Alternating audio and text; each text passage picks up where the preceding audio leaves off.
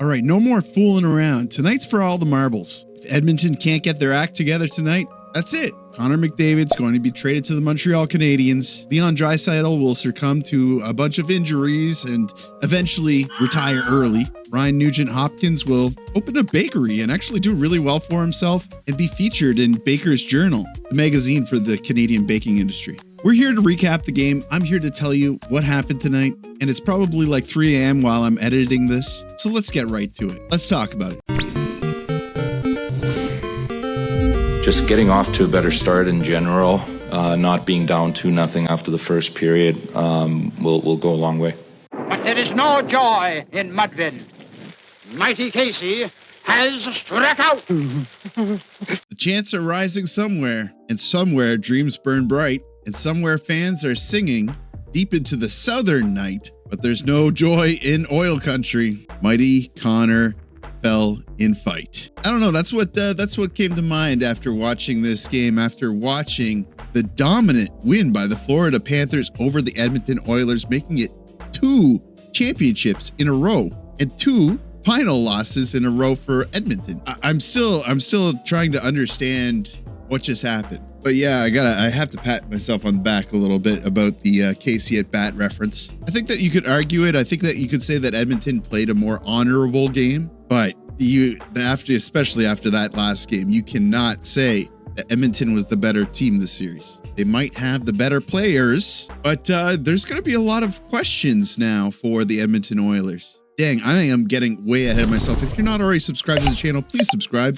We're almost at 15,000 subscribers. Can we do it before the summer ends? We're going to be talking about drafts. We're going to be talking about trades. We're going to be talking about contract extensions, free agent signings, all sorts of stuff. And now we have community tools where you guys can join in.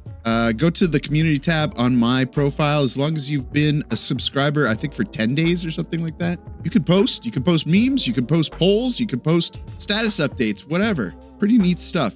If you're already a subscriber to the channel, hit that like button. Helps me out with, I don't even know anymore. So yeah, what happened this game? Well, Edmonton came out and they looked strong. It looked like Florida was going to be on a bull ride. But I think that first goal really took the wind out of their sails. Hopkins, Evan Bouchard, it's stolen here, and loses Reinhart, scores! And then that second goal. Side. And then that third goal. And that, up off Skinner, big rebound in front, scores!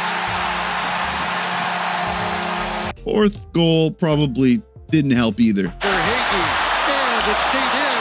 Nurse saved it for a moment. Now Barkov swings it across. Empty net, score! The fifth goal, it probably, you're dead at that point. You don't care. But they did get a goal. They got a goal.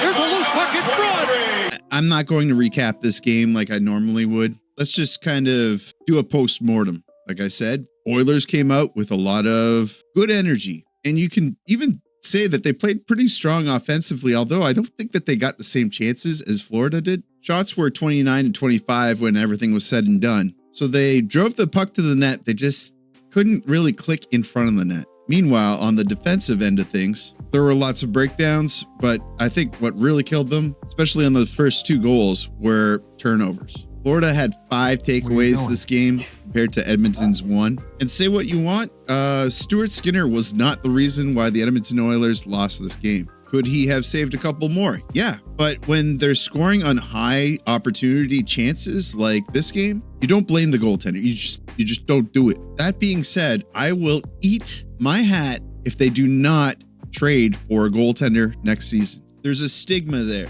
Skinner's time in Edmonton is done. They need to make a change for peace of mind. But going back to McDavid's famous words about how they can play defense. Here we go.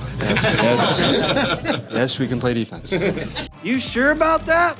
You sure about that? They need to revisit that. There is something clearly wrong in the series for the Edmonton Oilers. And I think it was some parts making bad mistakes and then other parts breaking down in the defensive end. To Florida's credit, they're really good at making teams do that. Their forecheck and their play along the boards once they get into the offensive zone, I mean, it's suffocating. So you have to be fast. Those touches need to be quick. Decision-making skills. You have to be quick to make a decision because you have probably 2 Florida Panthers players coming at you in the corner, along the boards, wherever you're at. And that might have been the biggest weak point for the Oilers, especially when you consider how Toronto was able to manage that. And I think that the credence for Anthony Stolarz being the puck-playing goaltender that he is, while Joseph Woll was a little bit more shy about playing the puck, I think that theory is way more valid now. At least it's become more apparent.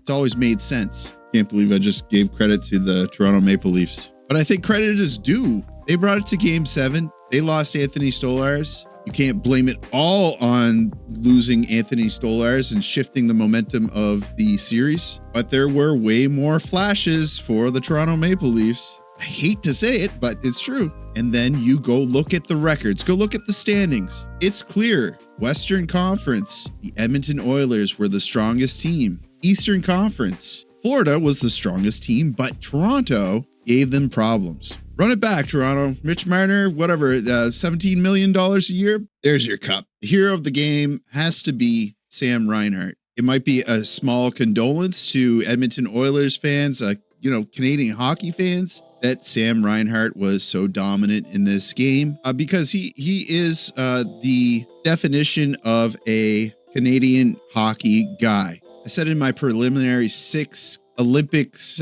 players video, whatever you want to call it, my last video, that Sam Reinhart, he's not like a hockey superstar.